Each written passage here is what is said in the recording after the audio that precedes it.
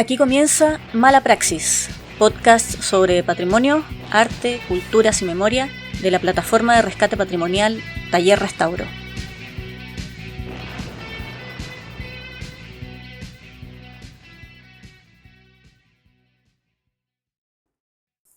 Muy buenos días, Catalina, ¿cómo estás? Buen día, Conchita a Gise. mano, es tu sello. Este es un nuevo episodio de Mala Praxis. Este podcast que tú ya sabes viene más o menos desde la época de la pandemia, ¿no? Pero este año nos ganamos un fondo, un fondar regional, así que estamos haciendo esta nueva versión que va a tener también lengua de señas para toda la comunidad sorda que nos está viendo en YouTube, y además nuestros episodios tradicionales. ¿Cómo estás? Estamos aquí en tu casa, ¿te sientes así totalmente de local? Sí, estoy bien, ansiosa, un poquito nerviosa, pero contenta de que estén aquí. Y sí, pues en casa, tocó adaptar a un taller caserito, pero todo bien por acá. Antes estabas en un taller compartido en el centro, sí, en Santa Lucía. Sí. Y tuviste que reducirte para meterte acá en tu casa. Sí. Sí, he tenido 2 talleres con amigas fuera de casa, ambas experiencias muy increíbles, un sueño. Espero pronto volver a tener un taller fuera de casa. Pero claro, me pasó que, bueno, mi oficio igual, si bien es constante, también es intermitente en mi caso, porque no es mi primer trabajo, sino esta cosa como secundaria. Y no me estaban dando los tiempos, así que el año pasado tuve que dejarlo. Pero siempre como pensando en un momento, como con mucha intención de volver a armarlo, ojalá pronto. ¿En qué te quedaste? ¿Qué estabas haciendo cuando tuviste que hacer todo este cambio? Sí, bueno, antes yo tenía mi taller, trabajaba con la encuadernación y también me salieron pellitas como de reparación de libros para bibliotecas. Yo soy bibliotecaria y archivera de profesión, a eso me dedico mi mayor parte del tiempo. Y como que sin querer queriendo y muy orgánicamente se fueron entrecruzando el oficio con mi trabajo, principalmente en las bibliotecas. Entonces en el taller trabajaba mucho también eso, reparaba libros para una biblioteca infantil. Era bueno, tremendamente divertido porque son otros los soportes, las materialidades, las formas. Me tocó aprender, no sé, de pop-up, por ejemplo, intentar conocer estructuras para reparar ese tipo de materiales. ¿Cómo es el pop? Pop-up. Que son los que tú abres. Claro, y emerge una figura. Claro. Hay distintas formas igual de pop-up. Puede emerger, puede ser cuando pasas la página o que tú lo despliegas. Hay como distintos elementos que van ahí variando. Entonces eso fue muy divertido. Eso fue como las últimas cosas que estuve trabajando en el taller. Pero bueno, después empecé un poco más con trabajos formales. Tuve que también renunciar a eso para asumir horas en otro lugar. Y un poco así, como que después ya estaba muy en la vida laboral estable y yendo al taller una vez al mes y ya me estaba drenando plata y generando mucha frustración, sobre todo, como tener ese espacio y el anhelo permanente de querer estar ahí y no dar. Entonces fue igual muy triste esa decisión, pero como te digo, siempre con la idea de que es un ratito. Y igual rico, o sea, bacán tener acá mis cosas cerca, igual me gusta eso. También me abruma un poco la situación de tenerlo todo en mi pieza, por ejemplo, yo que vivo con mi familia, entonces tengo todo mi taller en mi pieza, entonces a veces estoy aquí acostada y veo ahí, ¿no? me llaman mis cositas. Sus materiales. Sí. ¿Cómo fue que empezaste con este oficio de encuadernadora? Bueno, yo la verdad toda mi vida he estado como cercana a los oficios y las manualidades. Vengo de una familia grande y de crianzas muy colectivas. Entonces crecí en una casa de muchas mujeres, costureras, modistas, cocineras, tejedoras, pintoras. Entonces como que muy naturalmente desde niña estuve muy cercana a todo eso. De chica cosiendo, aprendiendo a cocinar, etc. Entonces de alguna manera como que todo esto se me ha dado de forma muy natural. He pasado por muchos oficios, partí mucho con el textil, el bordado, Y bueno, yo soy de Antofagasta, entonces todo esto que cuento ha sucedido en Antofagasta, y cuando salgo del colegio a los 18 me vine a vivir a Santiago. Y ahí, bueno, explotó la cabeza totalmente, como buena carmelita de ciudad, o sea, de región. De región. Entonces, Nortina. sí, ese primer año en Santiago fue súper intenso y muy divertido, y salí a recorrer muchas ferias de oficios. Y en eso me topé con un taller de encuadernación. La verdad es que nunca me había ni siquiera imaginado que eso existía, nunca me lo pregunté. Yo siempre he sido muy de los libros, pero muy del contenido antes. Entonces nunca me pregunté sobre la forma del libro ni por su estructura, y de pronto di con este taller, me voló absolutamente la cabeza. Eso fue el 2015 y desde entonces no paré, básicamente. Seguí tomando muchos talleres, me encanta mucho ir a talleres, creo que es un espacio genial para cualquier persona, para conocer gente, para compartir. Así que aproveché mucho eso cuando recién llegué a Santiago. Y ahí como que empezó a crecer. Y de pronto me vi con un stock grande en casa y era como, ya, ¿qué hago con esto? Y tenía no solo la encuadernación, sino que hacía como unas joyitas bordadas, otras cosas textiles. Y de pronto mi pieza estaba llena de cosas y así como ya no, como que tengo que empezar a deshacerme. Y en eso muy orgánicamente nació esta marca, Conchita Mano, que, bueno, está ahí, y empecé a vender cosas en la universidad, y así como que la cosa fue evolucionando. Hasta que ya empecé a tomar talleres con personas quizás un poco más profesionales como del asunto, y con ganas de ir siempre como perfeccionando y puliendo. Y he ido estos últimos ya 10 años, como de poquito encuadernando. Qué loco, no había dado cuenta de, Caíste en del cuenta tiempo, ahora, sí. una década Una década haciendo total encuadernando. Y así adaptándose, conociendo materiales, aprendiendo distintas técnicas. Después ya, como te digo, se empezó a ligar con mi trabajo formal, entonces como que todo se ha ido entrelazando de forma muy bonita y orgánica. Tú eres, bueno, estudiaste historia también. Sí. Y además has estado trabajando en archivos Sí. en el último tiempo. Sí, así es. También nosotras nos conocimos trabajando en un archivo, de hecho, y también hemos hecho algunos proyectos precisamente en los que tú has estado participando, encuadernando, reencuadernando volúmenes antiguos. Sí. ¿Cómo ha sido tu experiencia en ese mundo? Como esa cosa como más patrimonial, el tema de los archivos, el tema de los objetos ya antiguos, porque tú haces cuadernos o libretas, claro, los fabricas tú, en el fondo son nuevos, ¿no? Sí. ¿Cómo ha sido la experiencia de enfrentarte a objetos ya más antiguos, ¿no? Sí. Ha sido muy loco para mí, en verdad, porque creo que mi relación con el oficio y con la encuadernación en particular tiene todo que ver con la creación, con el hacer por hacer también, no con un objetivo ni con un fin, más que como esta cosa de que me pican las manos, como algo súper que es parte de mí. Entonces, es absolutamente distinto crear un cuaderno de cero, a trabajar sobre volúmenes antiguos. Fue un desafío tremendo cuando me tocó hacerlo. Puedo confesar que no sé si la pasé demasiado bien, porque sentí, o sea, obvio que sí, pero también presión, nervio, obviamente un deseo de hacerlo bien, de no cagarla.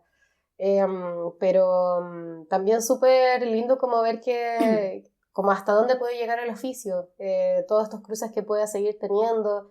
Y en mi caso también me excita la idea de no sé, de cómo se puede diversificar mi trabajo también. Yo soy una persona muy inquieta, entonces no me veo nunca como en estos, no sé, horarios de oficina, siempre las mismas pegas, estando mucho tiempo en un lugar. Entonces me gusta que estos cruces me permitan diversificar también lo que hago como para sostener la vida. Así que lo volvería a hacer, me parece súper interesante. También me ayuda mucho, por ejemplo, como este tiempo que he estado un poquito fuera del taller, de este tipo de creación, así a veces estoy todo el día en el archivo escribiendo, es como ya me permito darme un descansito y hago una guarda, ¿caché? Es como ya, y ahí logro sacar también como esa necesidad de ir creando. Entonces igual me gusta mucho eso, como que me busco las maneras a veces de cuando no tengo la oportunidad o el tiempo quizás de crear algo de este formato, poder en el trabajo también como inventarme y ya hoy día me dedico a hacer sobres y todo bien, ¿cachai? Sigue estando dentro de mis funciones. Así que por ahí como que voy haciendo esos cruces. Y el trabajo con archivos en general, ¿Cómo ha sido eso? ¿Cómo lo has podido como complementar con la encuadernación o con lo que tenga que ver como con tu oficio manual? Sí, yo diría que sí. También creo que me la busqué un poco porque si bien no es un requisito que un archivero maneje ese tipo de tareas, sí es un plus gigante y eventualmente igual te va a tocar aprender. Entonces, bueno, yo aprendí contigo, con ustedes en esas primeras pegas en el archivo de Roca, como más de ese mundo, y después tuve otras pasantías que me permitieron ir aprendiendo y ya en mis primeras pegas formales ya traer eso. Entonces también quizás yo imponer un poco como de ya, yo asumo este rol, pero también como de crear guardas, por ejemplo. Y en la práctica también me ha pasado algo muy lindo que es quizás un poco más nuevo en mí, que es que me he dado cuenta que me gusta mucho enseñar. Como que tengo esta cosa pedagógica que siempre he traído, pero siempre supe que no era el aula, no era como ese espacio formal de la pedagogía, pero sí quizás desde otro lugar. Entonces, como trabajo en universidades, un archivo universitario, trabajo mucho con alumnos. Hay pasantías de invierno, de verano, o practicantes que vienen a hacer sus prácticas profesionales ahí. Entonces aprovecho ahí de meter, por ejemplo, instancias donde tenemos una jornada como de taller de guardas y hacemos guardas juntos. Entonces me gusta también que ha empezado a tener esa salida. También he hecho talleres de encuadernación particulares y me ha encantado. Quiero potenciar eso también, como que no me ha dado la vida ni el tiempo para hacerlo, pero es algo que sin dudas quiero seguir explorando. Me gustaría si nos puedes explicar un poco cuáles son estas guardas, para qué sirven, cómo las haces y tal vez mostrarnos un poco tu trabajo también, pensando en las personas que nos ven puedan entender de qué estamos hablando, ¿no? Sí. Cuando tú hablas de guardas, eso es algo que también se ocupa mucho en la confección de libros, ¿no? Como que los libros siempre tienen una hoja que viene en blanco y a esa se le llama guarda, ¿o estoy también confundida? Sí, también, claro. Entonces, ¿cuál es la diferencia entre una y otra? Sí, muy bien. Claro, desde los archivos hablamos de guarda como el contenedor, ¿no? Que puede ser un sobre, una carpeta, quizás otro, ahí me puedes complementar. Y en el caso de los libros, la guarda, en el caso de los libros de tapa dura, la guarda viene a ser, puedo mostrar acá como, yo diría, me atrevo a decir la pieza más importante porque une las tapas, que sería este elemento exterior, al cuerpo del libro, que es el interior. Entonces la guarda viene a ser esto, todo esto que va a unir la tapa al cuerpo. A eso, en el libro eso es una guarda, y en los archivos entonces viene a ser el contenedor. Entonces cuando hablo de hacer talleres de guarda en archivo, básicamente aprender a hacer estos contenedores para documentos que puedan ser sueltos, un papel, o si es un conjunto o un objeto, hacemos carpetas que tengan ese volumen, que permita, no sé, que tenga estas bisagras con altura, para guardar cosas con más espacio. Como embalaje, básicamente. Como embalaje, exacto. Sí. Y en conservación se ocupa habitualmente material específico para conservación. Claro. ¿Tú en tus creaciones ocupas este mismo tipo de material o ocupas otros? No, la verdad es que en la encuadernación no me he preocupado tanto de eso. Sí me preocupo, por ejemplo, ya las telas, las preparo y ahí uso, bueno, al principio usaba lo que sea, como ya llevamos hartos años, obviamente las inquietudes van variando. Quizás ya estos últimos años cuando preparo la tela, que significa laminarla, o sea, tengo una tela, la lavo, la plancho, la corto y le adhiero un papel para que sea más manejable a la hora de trabajarlo, para cuando lo vaya a forrar.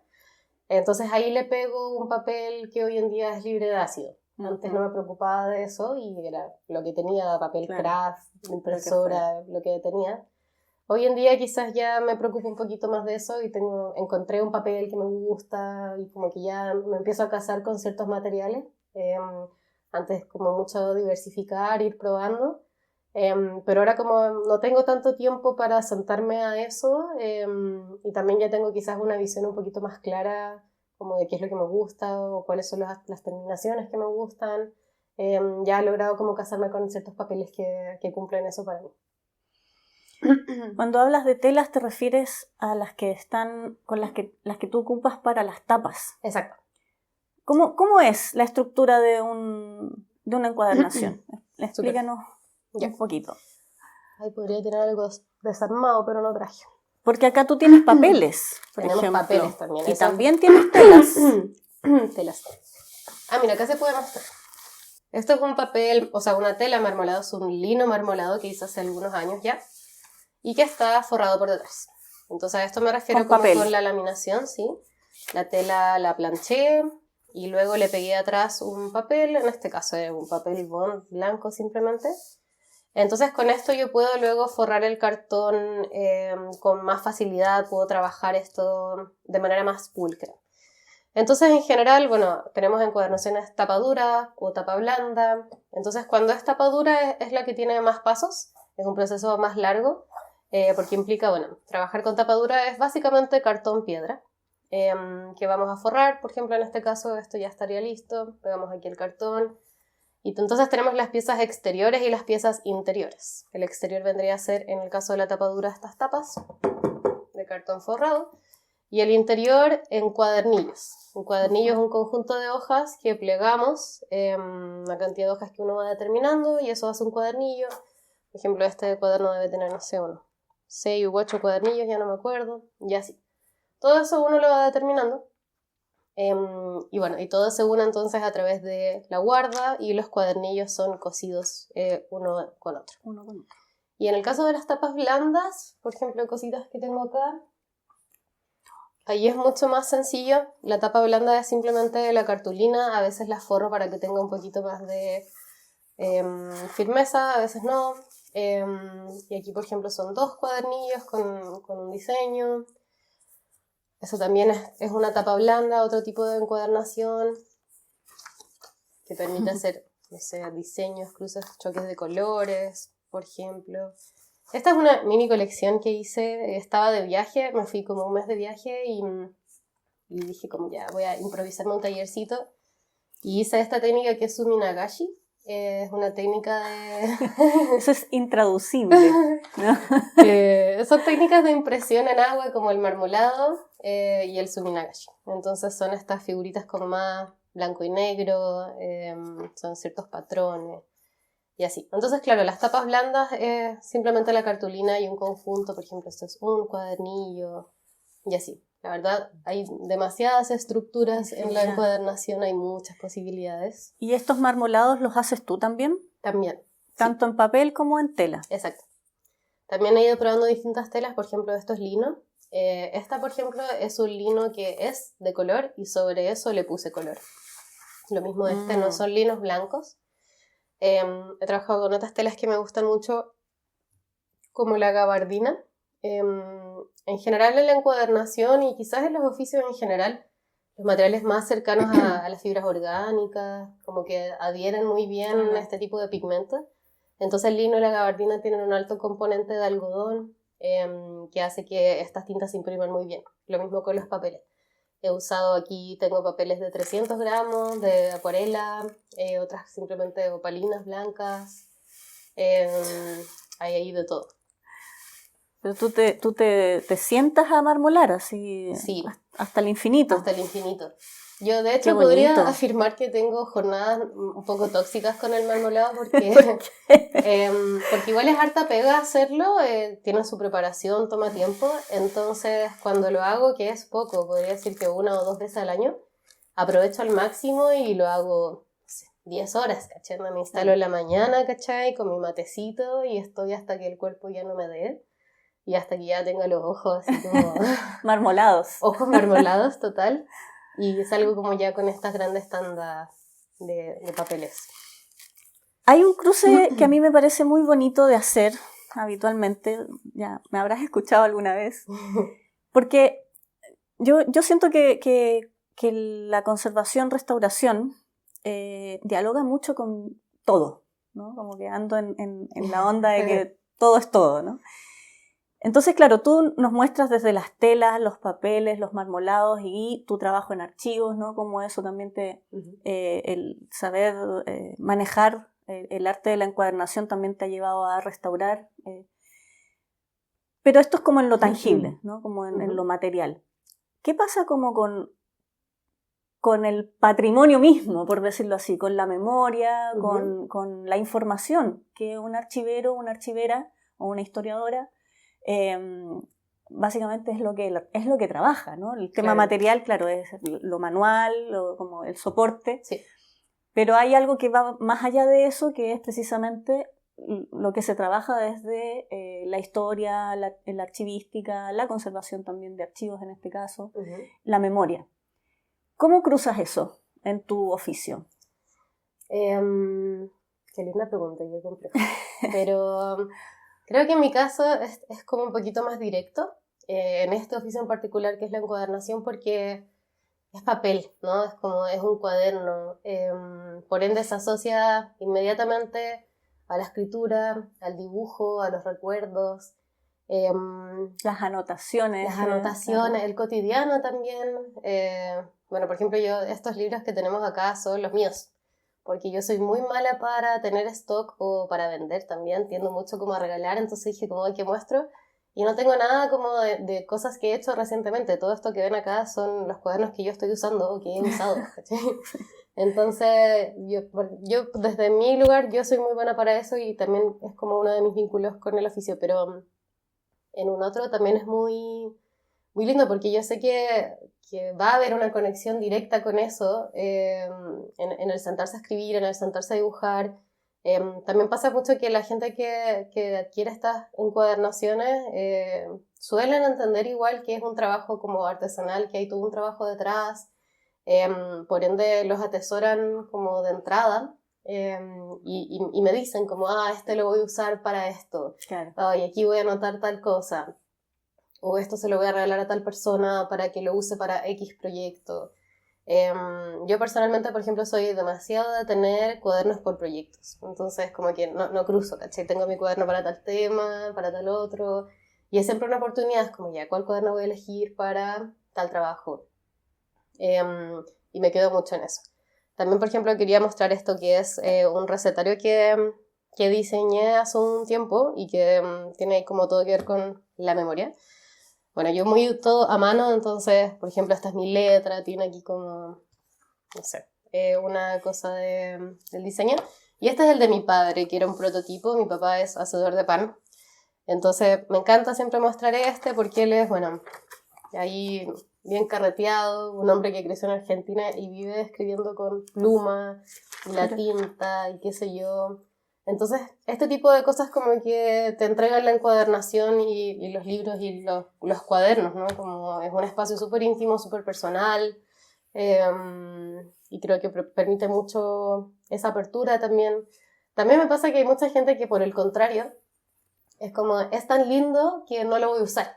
¿Cachai? Como Claro. que también está eso, y a Como mí que me da llama pena. mucho la atención. Sí. Es como, y trato de desarmar eso también, es como, no, pues es como, es hermoso y es tuyo y tenés que usarlo, como que esa belleza te incentive a tú volcarle más belleza en eso, o lo que sea, fealdad, lo que se te ocurra. Entonces, no sé, creo que también tengo como intento cuando me hacen ese comentario, como darle la vuelta y que por el contrario sea fomentar el uso y no que esté ahí como empolvándose. Como esas figuras de colección que no se pueden sacar Exacto. de Como su la tengo ahí envoltorio. para atoserarlo de lejos. Claro. Oye, pero espérate, yo Sí. quiero volver a esto porque es impresionante. Esto, como el formato de las hojas, Sí, lo hiciste tú. también. Todo muy artesanal porque diagramar ya es otro mundo que yo no vengo del diseño, todo esto ha sido súper como en la prueba y el error.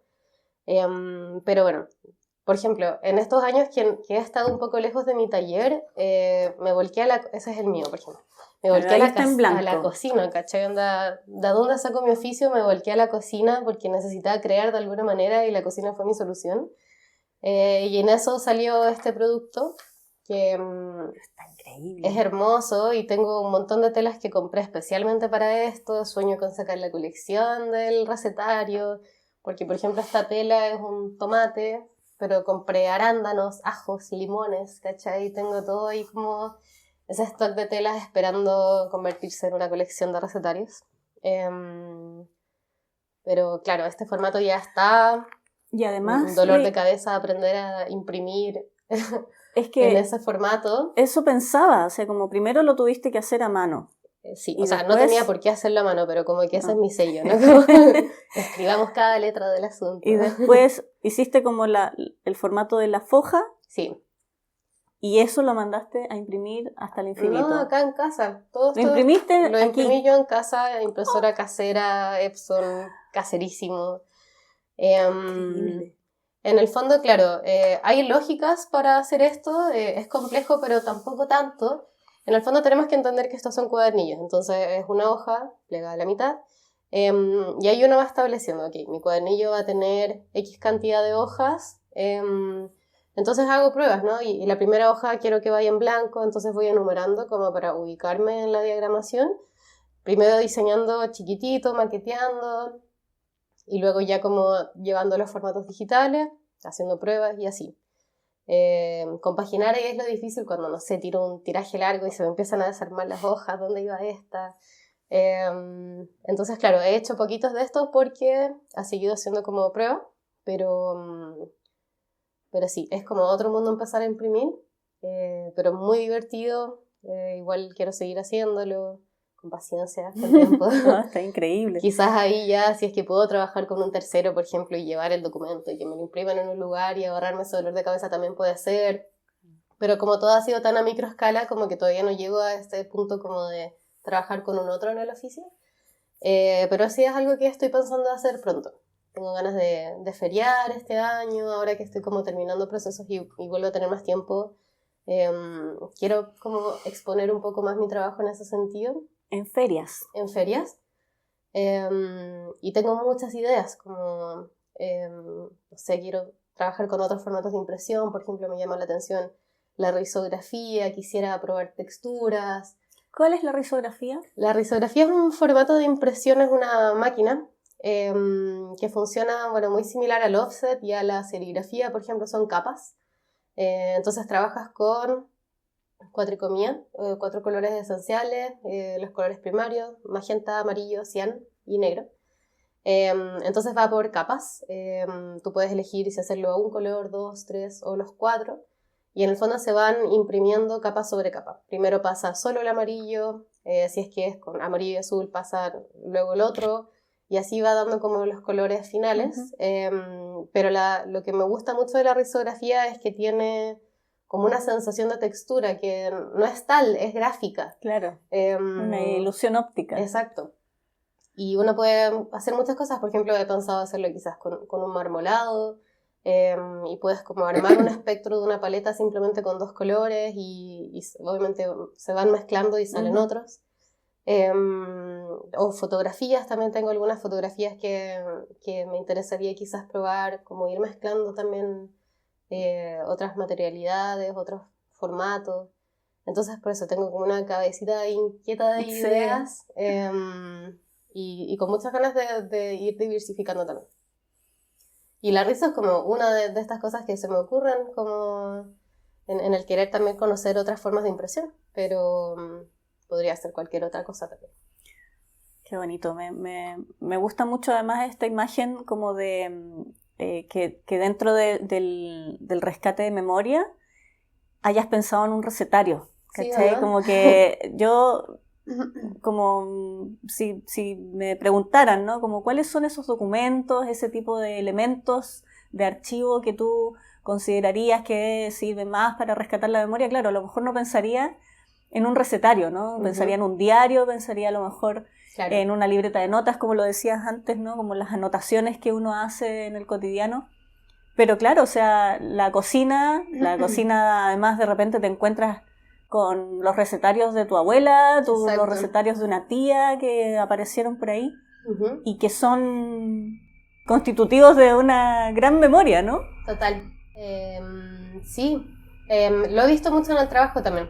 Por ejemplo, he participado de, no sé, días del patrimonio en el archivo y hacemos estas mediaciones y hablamos también de archivos personales todo el tiempo, archivos familiares. Claro. Y hacemos preguntas como ¿qué cosas conservan ustedes? ¿Y cómo lo hacen? ¿Cómo conservan? Y ahí se repite mucho el recetario, el álbum de fotos, sobre todo esos dos. Música también. ¿Tú también confeccionas álbumes de fotos? ¿Alguna vez yo te vi algo similar? ¿O era un álbum de fotos directamente? He hecho álbumes de fotos, sí. Sí, he trabajado también harto con eso. Ya no lo hago tanto porque por un tema de volumen y de espacio. Pero sí, también trabajando harto con eso. Claro. Sí. Qué bacán, qué bonito. Yo he visto recetarios que en algún minuto pasaron a las manos de otra persona y los continuaron, ¿no? Entonces tú puedes ver ahí los cambios también generacionales o las letras, ¿cachai? Tengo de hecho eso mismo arriba de es muy bonito, familiar. sí, es muy bonito, muy interesante. Muéstranos un poco tus materiales de trabajo, me interesa esta preciosura que está acá. Esto, bueno, es sin dudas mi objeto más preciado, mi prensa de hierro. Bueno, yo cuando salí de historia decidí como dedicarme un poquito más a esto. Yo salí el 2019, entonces empecé a trabajar, a tomar clases con unas profes y estaba full en eso dedicándome, empezaron mi taller y en eso me agarró la pandemia. Entonces, bueno, en ese contexto empecé a hacerme de mis herramientas y esta lo logré adquirir gracias a que mi familia se juntó, hicieron una vaquita, me acompañaron a no sé dónde a buscarla, pesa 1 kilo, es terrible, moverla es un parto, pero la amo. Entonces esta es una prensa de hierro, aquí básicamente uno abre aquí y pone aquí entre medio, entonces le tengo con unas maderitas porque es tan antigua que a veces está un poquito desregulada abajo. Entonces pongo aquí la encuadernación, que en el fondo el último paso de encuadernar es prensar y a veces entre medio también uno va prensando los materiales. Y aquí la dejo descansar una noche, la cierro, el día siguiente la doy por lista. Qué hermosa. Es súper importante la prensa en la encuadernación. Al principio no tenía y usaba fajos de libros para arriba, o usaba estas pesos, o estas que es la misma lógica, pero como para trabajar en espacios más pequeños, o esta que quizás me alcanza una de estas completa, por ejemplo. Ah, claro. Pero para cosas más grandes, claro, necesitaba algo más grande. Hoy ya como que no imagino mi proceso de encuadernación sin esta, o sin o no sé si con esta en particular, pero sí con una prensa de que me entre el objeto completo. Bueno, me tuve que ir adaptando y hoy tengo un carrito. ¿Tu taller lleva un carrito? Es mi taller móvil y aquí tengo todo lo que necesito. Un pequeño peso que me regaló mi abuela, por ejemplo, un vidrio. Esta es mi cajita como de conservación y tengo mis espatulitas y mis cosas. También hay subproductos que se van dando en la encuadernación. Bueno, acá toda la memoria. Por ejemplo, estas latitas de rollo de cine eran de mi tía, que era actriz. Qué bonito. Hoy las uso para este tipo de cosas. Aquí tengo hilos, cera. Uso cera de abeja para encuadernar. Otro producto que sale de la encuadernación son los capiteles, que son unas piezas decorativas, que acá las hago a mano también. Ah, esto es lo que va aquí, como exacto, en la partecita de... tiene capitel. Esta pieza chiquita que está acá, antes iban cosidas directamente al libro, en su origen. Originalmente cumplían una función Originalmente estructural, cumplían, ¿no? Sí. Luego ya no. O sea, definitivamente ya no. Fue como solo ese periodo de tiempo, porque era una de las maneras de unir el cuerpo a las tapas, en los tiempos de los códices. Pero hoy ya no, se pueden o no hacer, yo las hago porque las encuentro preciosas bonitas, y les suben con este detalle decorativo. Pero así voy armando mis cositas. ¿Qué más? Bueno, aquí esta cajita, las tijeras, plegaderas o lumbetas, que uno pasa por de todas. Empiezas con la madera, el metal, pero ya me casé con estas que son de teflón. Con esto uno pliega los cuadernillos y también va armando esquinas y terminaciones. Está esta, por ejemplo, más para el cotidiano, y uso esta para cuando tengo que empastar. Y tiene estas ranuritas que sirven como para hacer este tipo de movimiento. Sacar las burbujitas y todo eso, ¿no? Exacto. Alisar. La verdad es que igual es muy viable hacer un taller, o sea, encuadernar con muy poquitas cosas, ¿no? Es un oficio súper amable y accesible en ese sentido. Uno puede partir con muy poco, un punzón, una aguja, una plegadera y ya, un buen cortacartón. Y de ahí ir creciendo. O bien no, como que uno lo puede mantener siempre muy simple y no necesitáis nunca grandes cosas. Eso me gusta harto igual. Y poder trasladarlo, por ejemplo, si me voy a veces para otros lados, me voy a Antofa rato, me llevo un estuche con lo esencial, unos pocos papeles y con eso estoy. Y puedo como ahí jugar y hacer cositas. No sé si tengo algún primo y le quiero enseñar, lo puedo hacer, ¿cachai? Como que eso también se va dando. Y reciclas harto también. Como Sí. que el tema de las telas precisamente es Sí. como... Sí. Igual, claro, es un oficio que no sé si es sustentable, porque bueno, estamos trabajando con papel y ahí siempre hay como... Pero sí, también he trabajado con eso. Amigas, por ejemplo, que ya llevan años, toda su vida, desde que nació este proyecto, que me compran cuadernos, que me dicen como hoy tengo esta polera que le tengo tanto cariño, pero ya no me queda, pero no la quiero botar, ¿me la podías hacer la tapa de un cuaderno? Qué buena. Como eso lo he hecho, ¿cachai? O poleras mías que tienen un diseño bacán y es como no la quiero soltar, lo mismo. O, por ejemplo, bueno, les contaba que crecí en esta casa como muy... de crianza colectiva y de muchos oficios. Matriarcal, además, ¿no? Totalmente. Absoluto. Y una de mis matriarcas principales, que es modista, es Diógenes de las Telas Mal, ¿cachai? Entonces, claro, antes era como que le pedía, oh, me regalaba este pedacito, y ahora que ya está una señora de 87 años, hoy es un problema, ¿cachai? Como el nivel de telas que tiene. Entonces yo ahora muy estratégicamente voy, me selecciono, me traigo algunas telitas, y son parte hoy como de mi colección y archivo personal de telas también, como que hay ahí un cruce con el afecto como súper latente. Pero también tratar de romper con esa acumulación y con lo mismo que hablábamos antes, como de esto bello que está lejos, muy por el contrario, usar absolutamente esas telas también, y de ahí van saliendo otras creaciones y así. Hay bueno, me imagino que no es el único, pero me tocó hace poco ver el trabajo que se hizo con el archivo de un dramaturgo y diseñador de vestuario teatral, que tenía su catálogo de las distintas telas, las que iba como eligiendo para poder hacer los vestuarios, ¿no? Y los había encuadernado, los había ido como pegando él de forma muy... Sin criterios de conservación precisamente, ¿no? Como con corchetes, ¿cachai? O pegados así, con, no sé, silicona, me imagino, o algo así en un papel. Pero todos esos papeles, todas esas hojas con trocitos de tela, los convirtió finalmente en un librito, ¿no? En una libreta. Yo me imaginaba algo así, ¿no? Como... También. Cómo encuadernar ese tipo de memoria, que es una memoria que tiene que ver como con lo táctil, tal cual, ¿no? Sí. Y con lo visual también. Eso es muy lindo de la encuadernación porque hay tantas, hablamos de estructuras como en la forma en el cómo se arma su exterior y su interior, porque por ejemplo encuadernar es unir hojas, pero estructura es el cómo el todo. Entonces hay estructuras que permiten eso. Por ejemplo, hay una técnica que se llama escartinaba, que es agregar, que se usa mucho en los álbumes de fotos, que es básicamente agregar soportes para que el lomo del objeto vaya creciendo en la medida que vas agregando objetos. Entonces permite mucho eso también, como estructuras que dan para ese tipo de recursos, o por ejemplo algo más casero y son trabajar con hojas sueltas en vez de cuadernillos, y hay técnicas entonces para ir a hacer algo que crezca y desarmar y seguir creciendo y agregando.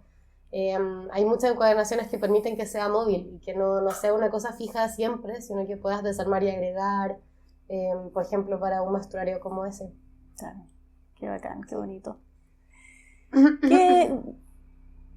¿Qué es una imagen o una especie de anhelo, o si es que existe en este momento en tu cabeza, de proyecto, de idea que una estas dos cosas, ¿no? Por un lado, esta cosa de la memoria política, que tenemos mucho desde los archivos, desde el trabajo con archivos me refiero, y tu oficio de... Sí. Memoria política, sí, es un cruce que de todas maneras me interesa. El año pasado tuve una experiencia como un poquito en torno a eso. A propósito de un ramo, tuve que ir a hacer un taller en una comunidad de La Reina y hice un taller de archivos personales, memoria y archivos personales. Entonces en esa instancia... Nuestro tema, absolutamente. Total. Y en esa instancia, bueno, fue un grupo de 8 mujeres que ya participaban como en un club de tercera edad. Entonces les pedí a cada una que llevara un objeto. cualquier objeto, que significara algo para ellas y que íbamos a trabajar sobre eso. Entonces fue muy hermoso porque hubo una diversidad enorme de objetos. Por ejemplo, una señora llevó un ratón de juguete que era de su esposo que había fallecido y era como algo que él usaba para saludar a la gente y hacerlos reír, como había de todo. Otra señora llevó un bordado de su madre, fotografías, etc. Y sobre eso hicimos como un trabajo un poquito como archivístico museográfico. Primero diseñé una simple ficha, pero ahí siempre juego como con el formato, porque por ejemplo podría haber impreso una hojita en blanco y ya, pero dije como, si es que hago esta hoja de color, si es que le bordeo un poquito las orillas, como que hay otra forma de acercarse también. Claro. Entonces creo que ese tipo de elementos son súper significativos, como que ellas vean también que hay un trabajo detrás, por muy simple que sea ese cambio, uno se enfrenta distinto al trabajo también. Entonces ellas rellenaban su ficha técnica, como recopilando un poquito la historia del objeto, un año, un lugar, un poquito de dónde viene. Y luego armamos un mesón, unas cartulinas, y tenían que ir presentando y luego disponiendo su objeto junto a su ficha como una cosa museográfica, vitrina. Entonces luego veíamos todos los objetos y qué sé yo. Y es algo que me marcó mucho, fue una experiencia, yo estaba muy nerviosa, como de que quizás afloraran emociones entre ellas que yo no pudiera sostener también, era un riesgo. Y en efecto sucedió, pero no desde un lugar como perturbador o difícil de sostener, sino muy por el contrario, súper enriquecedor, súper como de cuidarse colectivamente. Y de agradecer un espacio así también, como que ellas mismas decían, como que a veces ya dentro de la familia o tus seres queridos y cercanos ya están aburridos de escucharte siempre las mismas historias, o eso es como, sí, eso nos decían ellas, ¿no? Como, ya nadie nos escucha estas cosas, ¿cachai? Entonces generar ese espacio para ellas fue súper significativo porque, por ejemplo, ellas entre ellas se conocían hace muchos años y no conocían esta faceta de ellas, este nivel de intimidad, por ejemplo, o estos recuerdos. Entonces salieron conociéndose entre ellas, a sí mismas y entre ellas, mucho más, y de forma mucho más profunda. Entonces creo que los archivos, la encuadernación, los oficios en general, permiten eso, generan ese espacio. Bueno, igual obviamente una tiene que saber llevar esos espacios, hacer esa mediación que le dicen. Pero creo que es súper viable. Y hay algo en el hacer, ¿no? Como el concentrarse con las manos, dejar un poquito atrás la cabeza, concentrarse como en lo que tienes ahí, que permite también que en una salgan otro tipo de memorias, recuerdos, significados, significantes. Y en el oficio está eso, en el enseñar está eso, en el estar en un taller está eso.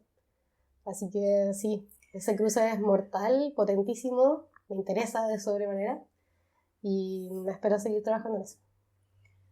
¿Tú sientes que hay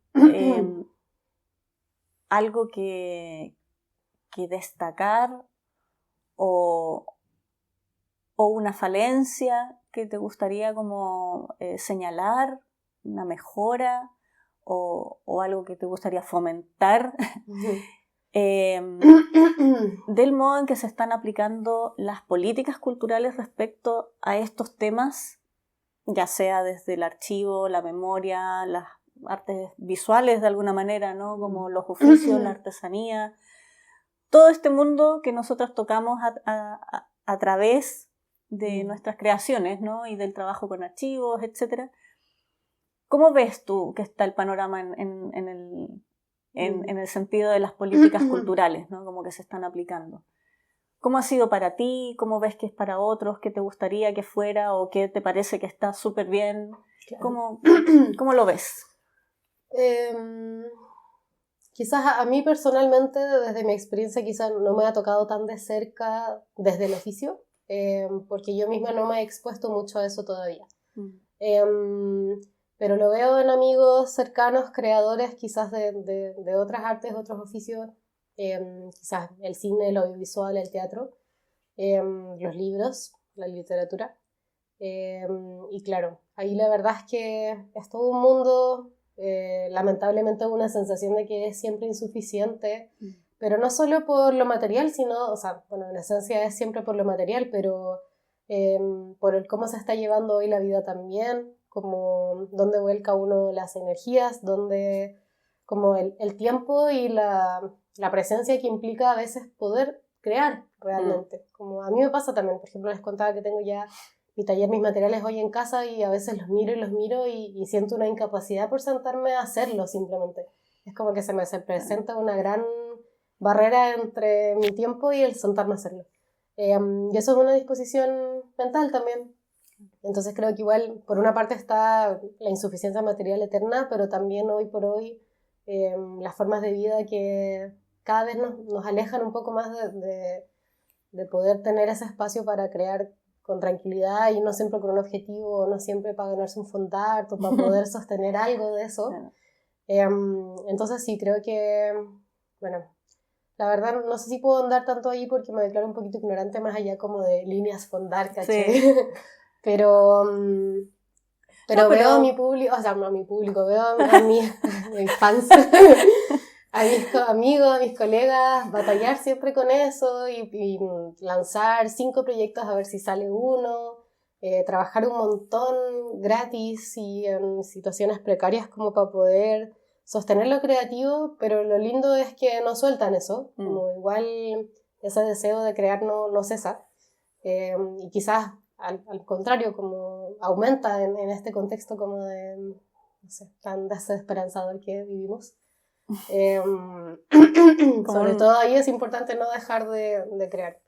Pero sí, no, esta sensación de que siempre falta, de que es insostenible, de que siempre tiene que ser con un trabajo formal. Como, a mí me encantaría dedicarme a esto, ¿cachai? Pero no puedo. Claro.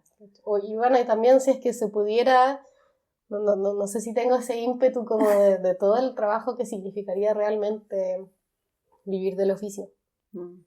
Valientes todas las que lo hacen, en verdad, mi más profunda admiración. Sí. Claro, a mí me pasa más allá del tema de los fondos, ¿no? Como en general, el panorama, tengo la sensación de que esta cultura que se ha ido como cada vez más yendo hacia las especializaciones, ¿no? Y como que pareciera que ya cada vez tenemos menos que ver entre nosotros. Es cierto. Y yo tengo la sensación totalmente contraria, ¿no? O sea, lo hemos estado hablando acá y en todas las otras entrevistas anteriores también, y bueno, y conversaciones del último tiempo también, ¿no? Cómo se van cruzando, y de hecho cada vez más es como que hay ciertas cosas que pareciera que no tienen nada que ver y en realidad tienen todo que ver, ¿no? Incluso a niveles casi indisolubles, ¿no? Por un lado, ahora estamos viendo esto, ¿no? Que el trabajo con archivos, la encuadernación, ¿cachai? Como la memoria, pero también pasa en un montón de otras áreas, ¿no? Y como que tengo esa sensación, ¿no? De que nos van como separando. Suena dramático, ¿no? Pero como que decir, no, usted solamente dedíquese a esto, es que usted es artesana, ¿no? Claro. Y como que además ahí también te etiquetan como, ya, usted lo que hace es esto, pero no califica tampoco para artista, ¿cachai? Claro. Como que te van... entonces es muy loco porque te encuentras con gente que hace cosas que efectivamente tienen mucho que ver con otras también, exacto, ¿no? No sé, pues... cosas que tienen que ver con cerámica y al mismo tiempo con música, ¿no? O cosas que tienen que ver con artes visuales y también con reciclaje, ¿no? Que lo veíamos en algún momento con otra entrevistada que tuvimos, ¿no? Entonces ese tipo de cosas como que a mí me llama mucho la atención que en las políticas culturales pareciera como que no existieran. Tú entras en esta casilla solamente. Claro, entonces ahí, por ejemplo... ¿Cómo lo harías tú para levantar un proyecto que tiene que ver como con todo esto que tú abordas, ¿no? Claro. Por tu trabajo como archivera, como historiadora y como archivera, y tu trabajo como encuadernadora, ¿no? Claro. Yo creo que un poco la línea que hemos conversado, ¿no? Como les contaba que a mí como que orgánicamente se me dio este cruce, pero si me detengo a pensarlo igual... como dices, tiene todo que ver, ¿no? Y puede seguir creciendo en otras dimensiones también aún desconocidas. Pero claro, desde mi lugar quizás un poco como esto que les acaba de contar de la memoria, los objetos. Creo que los objetos tienen un potencial cultural enorme y me encantan. Soy cero minimalista, es cosa de mi casa. Y las familias, de las personas, de las amistades, como que todos tenemos un objeto que nos acuerda a alguien o que es de alguien. Quizás lo trabajaría un poco desde allí también, como desde el hacer cositas, del disponerse en un espacio, de jugar con materiales, de jugar también, como muy estas que se habla un poco más ahora, de aceptar los errores, incluir los errores, soltar también es como una idea de perfeccionismo. Yo sufrí mucho por eso también en mi minuto, como de que las cosas tienen que funcionar de cierta manera, y en el oficio, digo, y después como en verdad no, ¿cachai? No es necesario, nadie te está exigiendo eso. Entonces también, no sé, generar esos espacios de cruce bueno, primero de personas, ¿no? Como generar un ambiente donde se puedan juntar personas, ya es harto decir, Sí. Personas que quieran estar ahí y que estén dispuestas a estar ahí como en presencia de verdad, a conocer al que está al lado y así. Creo que ya ese espacio es tremendamente significativo en los tiempos que se corren y siempre. Y además de ahí compartir el aprender algo juntas. Oye, ¿cómo fue que hiciste esto? ¿Qué dijo? ¿Cuál era el próximo paso? Y ahí empezar como a aprender y crecer. Y luego sales con un objeto y ese objeto lo muestras en tu familia y alguien lo escribe y qué sé yo y así. Y de pronto tienes un objeto que es parte de tu archivo personal, por ejemplo. Claro. Y han pasado, no sé, 20 años, esa persona no está y ahora lo tiene alguien más. Y así, sí, la historia, ¿no? Como que así va pasando. Entonces, quizás por ahí. Me gustan mucho los espacios de taller, me gusta mucho trabajar con gente. Creo que por ahí puede como irse dando. Y también en el caso de los archivos, como que no solo desde la institución o desde las grandes memorias y los grandes archivos como de un colectivo o de una nación, sino sobre todo los chiquitos, ¿no? Los personales, los familiares, es un espacio que me llama mucho la atención, que me parece muy lindo, y que nos ayuda como también entender qué hace un archivero, qué son los archivos. Todavía es como una pega que siempre tengo que explicar, sí. ¿Cachai? Cuando digo lo que hago, entonces como, ¿qué? Como, ¿qué es eso? No sabía que eso era algo. Que existía. Entonces también un poco... La verdad no sé si me llama esto como de visibilizar la labor, como que no sé si tengo tanto ese deseo, como otros colegas que sí, es como que en verdad quieren visibilizar los archivos. A mí más que eso me llama la atención como poder compartir esas herramientas con otras personas que también lo puedan disfrutar y usar en un cotidiano. Como que el archivo y la archivística no tiene por qué ser solo como para estas grandes instituciones, y puede servir mucho para resguardar la propia memoria, como tan simple como anotar qué año era esa foto, qué personas aparecen en esa foto. Eso ya es como un ejercicio que ayuda mucho a la memoria personal y familiar. Maravilloso, me encanta. Bueno, yo creo que vamos a ir cerrando ya, creo que llevamos un montón de rato ya conversando. Se nos pasa súper rápido. Estuvo buena la conversación. Pero yo quedo fascinada, siempre me ha gustado mucho el trabajo que haces, encuentro que se produce mucho este cruce que es muy lindo, ¿no? Como de los archivos personales a los oficios más manuales, ¿no? Y te agradezco mucho que hayas tenido este ratito, este espacio para recibirnos en tu casa taller, sí. Mostrarnos tu trabajo y tu visión respecto a este oficio y a todos nuestros oficios, ¿no? Eso. No, muchas gracias por la invitación, grande mala praxis, expectante a esta nueva temporada, así que muchísimas gracias por la invitación. Feliz, gracias. Y nos vemos ahí en los talleres de memoria y archivos. Eso, muy bien. Muchas gracias. Gracias. Y a todos los que nos están viendo en YouTube, muchas gracias. A quienes nos escuchan también, sigan sintonizándonos. Esto fue un nuevo episodio de Mala Praxis.